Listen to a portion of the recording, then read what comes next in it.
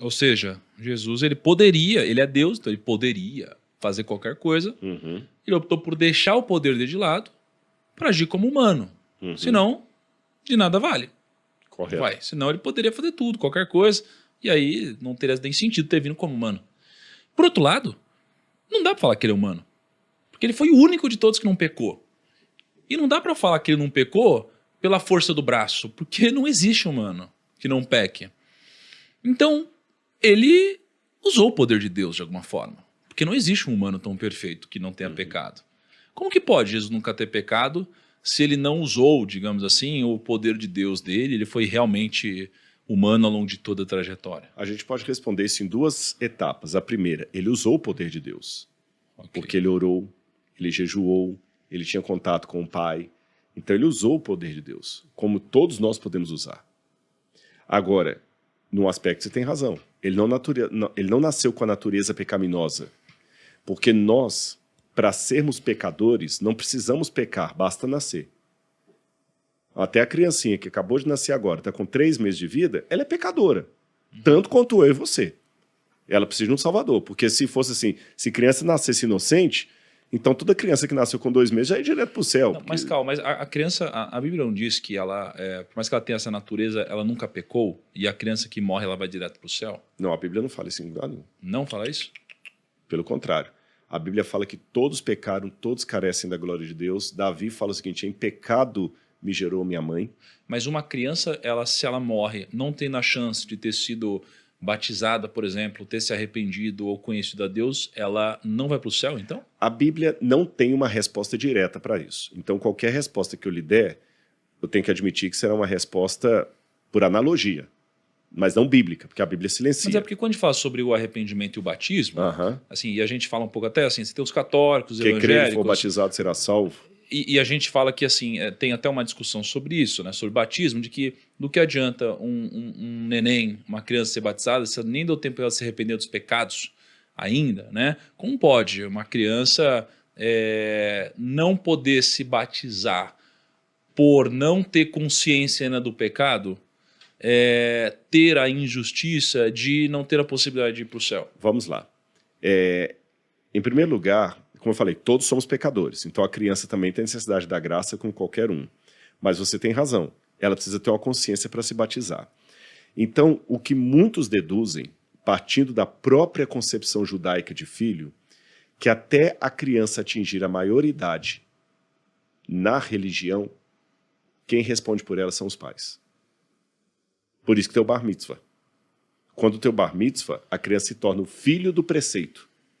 Antes do bar mitzvah, quem responde pela salvação dos filhos são os pais.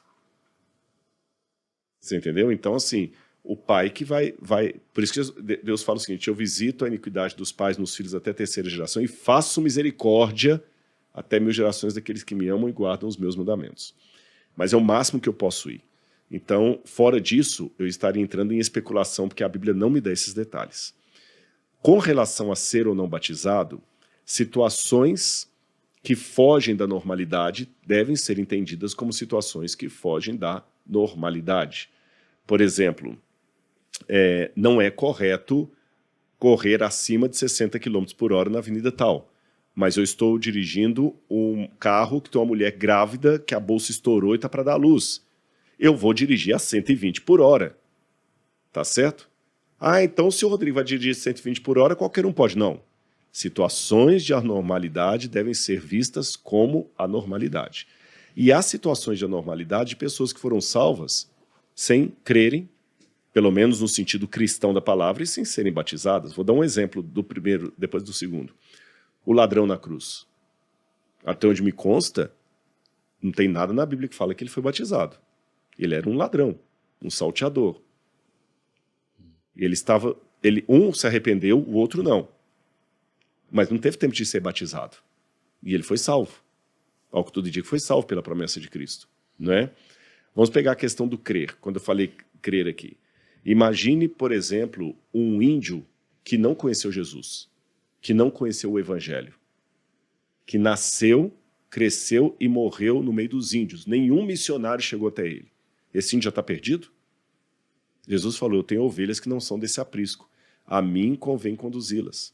Tem uma outra passagem forte que Jesus fala para os judeus assim: vocês pensam que só eu só amei vocês quando tirei vocês do Egito? Eu também amei o filisteu e tirei o filisteu de Caftor. Caftor é a Grécia. Olha que passagem forte. Existe uma Páscoa para o filisteu, que era o inimigo de Israel.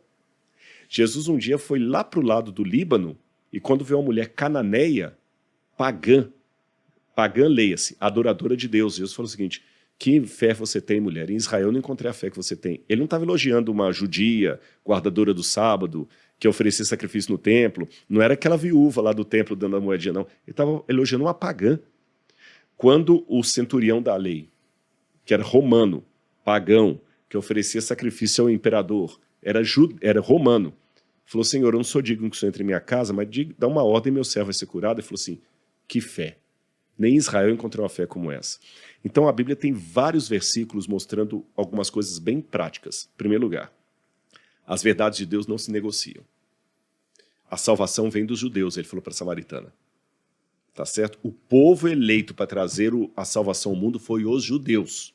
Não foram os babilônios, nem os gregos, nem os romanos. O caminho, a verdade e a vida é Jesus. Ponto. Isso é inegociável. Mas situações anômalas são tratadas como situações anômalas. Pessoas que estão fora desse círculo do povo de Deus são alcançadas pela graça, mesmo que eles não encontrem essa graça com os mesmos nomes que eu estou encontrando. Aquela mulher pagã, Ciro-fenícia, por alguma maneira, ela demonstrou uma fé no Messias, mesmo estando teologicamente errada, cheia de doutrina errada, cheia de prática religiosa errada, a graça a alcançou por um milagre de Deus que eu não sei explicar. Os magos do Oriente. Lá na Pérsia, magos. E se você colocar a magia na Bíblia é proibida. Sim. Eles eram magos e eles vieram. Então, eu não negocio o evangelho. A graça, a salvação só vem pela graça, mediante a fé. Isso é dom de Deus e não dos homens. Ponto. Buda não salva, Maomé não salva, Ananda Maimá não salva, Exu não salva, os santos católicos não salvam. Quem salva é Jesus. Ponto. Não posso negligenciar isso. Porém, esse Jesus, com a graça dele, consegue alcançar pessoas em toda parte do mundo que não tiveram o privilégio que eu e você tivemos de ouvir o evangelho. Eles ouviram por outro modo. Como exemplo que eu dou para finalizar, Melquisedeque, que era sacerdote do Deus Altíssimo e não era hebreu. O sogro de Moisés, que também era sacerdote do Deus Altíssimo e não era hebreu. Então Deus tem os seus filhos nesse mundo pagão. E com relação às crianças, eu digo a mesma coisa.